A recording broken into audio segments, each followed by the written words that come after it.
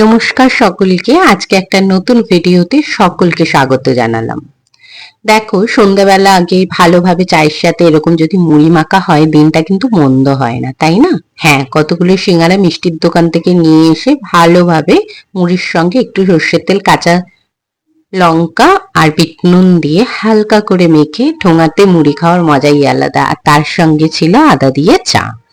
এবার গেলাম রান্নাঘরে রান্না করতে। রাতে এই মটরটা আমি 4-5 ঘন্টার মতো ভিজিয়ে রেখেছিলাম। প্রথমে ভেবেছিলাম যে এই মটরটা আমি রান্নাটা শেয়ার করব না, আমি গন্ডগোল পাকিয়ে দিয়েছি। তারপরে ভাবলাম না, শেয়ার যদি করি প্রতিদিনের রান্না, তাহলে প্রতিদিনেরটাই করা উচিত। ওটা 3টে সিটি দিয়েছিলাম, কিন্তু ঠিক সময় খুলিনি, একটু দেরি হয়ে গেছিল অন্য কাজে ছিলাম বলে।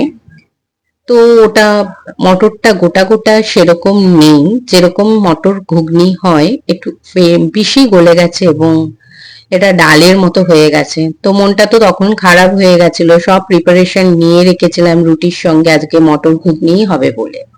তবু জিনিসটা নষ্ট হয়েছে বলে ফেলে তো দিতে পারি না। তাই তেল দিয়ে আলুগুলো ডুমো ডুমো করে একদম ভেজে নিলাম। 50% সেদ্ধ যাতে এখানেই হয়ে যায়, কারণ এটা কিন্তু বেশি আমাকে মটরটা বেশি ফোটানো যাবে না। চেরা কাঁচা লঙ্কা, পেঁয়াজ দিয়ে করে আদা কুচি দিয়ে দিলাম। এখানে আমি রসুনটা স্কিপ করে গেছি, কারণ মটর যদি আমি ঘুগনি করতাম রসুনটা দিতাম। টমেটো কুচি দিয়ে ভালোভাবে কষে জিরে ধনে গুঁড়ো এখানে অ্যাড করেছি, পরিমাণ মতো নুন অ্যাড করেছি, হলুদ গুঁড়ো তো আগেই দিয়ে দিয়েছি। দিয়ে ভালোভাবে কষানো হয়ে গেলে ডালটা দিয়ে দিয়েছি। ডালটা যেহেতু থিকনেসটা অনেকটাই বেশি ছিল, তো আমি ডালটা ঢালার পর ওই একটু গরম জল ফুটিয়ে এর মধ্যে দিয়ে দিয়েছি। দেখো, কষানো হয়ে গেলে ডালটা দিয়ে গরম জলটাকে দিয়ে বেশ খানিকক্ষণ ফুটিয়ে নিয়ে, তো তারপর নুন আর চিনিটা আমি চেক করে নিয়েছিলাম। সবকিছু ঠিকঠাক ভাবে পরিমাণ মতো হয়ে গেলে আমি ধনেপাতা কুচি আর কাঁচা পেঁয়াজ এখানেই অ্যাড করে দিয়েছিলাম। সঙ্গে ছিল গরম রুটি আর এই মটরের ডালই বলতে গেলে হয়। তো আমার এই ভিডিওটা তোমাদের কেমন লাগলো জানিও।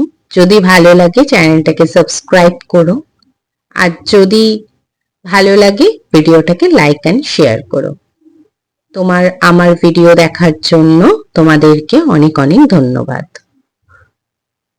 এই ছিল আমার রাতের ডিনার, একেবারে তৈরি। ধনেপাতাটা দিয়ে আমি কাঁচা পেঁয়াজ দিয়ে গ্যাসটাকে অফ করে দিয়েছিলাম।